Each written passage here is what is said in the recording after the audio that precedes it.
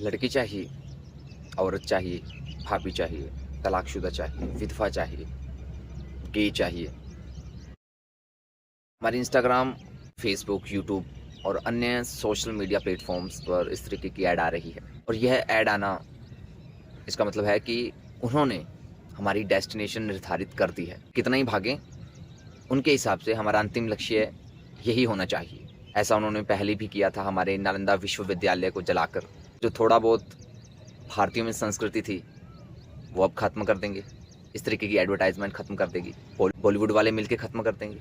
लगभग लोगों ने अपना धर्म तो पहले ही खो दिया है और अब अपना धैर्य भी खो देंगे, विवेक भी खो देंगे, सामर्थ्य भी खो देंगे, पुरुषार्थ भी खो देंगे। इतना कुछ खो दिया तो इंसानियत तो कहाँ से बचेगी भाई।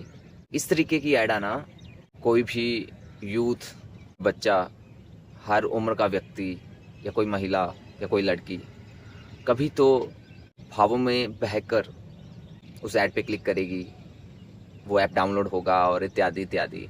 यानी आपको बिल्कुल भी मौका नहीं दिया जा रहा है धर्म से जुड़ने का, भगवान से जुड़ने का। सच्ची बात है ये।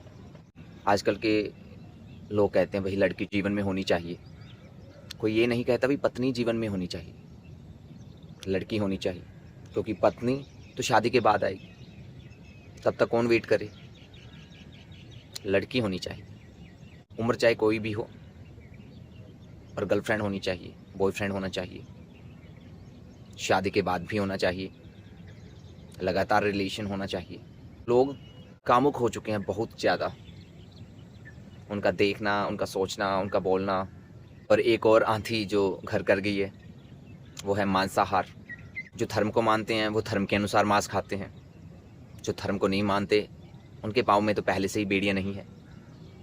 अंडे को तो शाकाहारी मानते हैं, प्रोटीन मानते हैं, डॉक्टर्स भी बोलते हैं। मच्छी खाना, मुर्गा खाना, ये तो बिल्कुल आम बात है। ऐसा कुछ विदेशों में होता आया था पहले से ही, क्योंकि वहाँ कभी भी धर्म की स्थापना हुई नहीं। धर्म की स्थापना करने के लिए भगवान कृष्ण भारत में आए, उन्होंने धर्म की स्थापना की। लेकिन महानगरों में विदेशी कल्चर बहुत पहले से लागू हो गया। अब ये जो है तूफान, ये आंधी हमारे शहरों तक, हमारे गाँवों तक, हमारे घर तक आ चुकी है।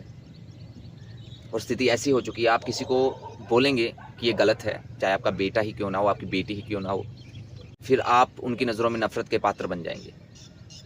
इतनी दुखद स्थिति हो चुकी है देश की। ये वो देश तो नहीं है जिसके लिए भगत सिंह, राजगुरु, सुखदेव जी ने फांसी को चूमा, महाराणा प्रताप, छत्रपति शिवाजी, रानी लक्ष्मीबाई, इतने बड़े बड़े नाम, ये वो भारत तो नहीं है जिसका निर्माण करते हुए वो शहीद हो गए। रिश्ता एक ही रह गया है, स्त्री और पुरुष, ना कोई उम्र की सीमा है। स्टूडेंट, टीचर, साली जीजा, देवर भाभी, कजन्स, सिबलिंग्स, और भी बहुत कुछ जो सुनने में आता है वो पढ़ने में आता है। बुरा हाल है। दीजिए आप अपने अपने विचार भी, कैसे स्थिति से उभरा जाए। नहीं तो कलयुग का दुखद अंत है, और ये दुखद अंत कलयुग का, यानी जो कलयुग के काम कर रहे हैं, जो ऐसे बुरे काम कर रहे हैं, ये उन लोगों का दुखद अंत होगा।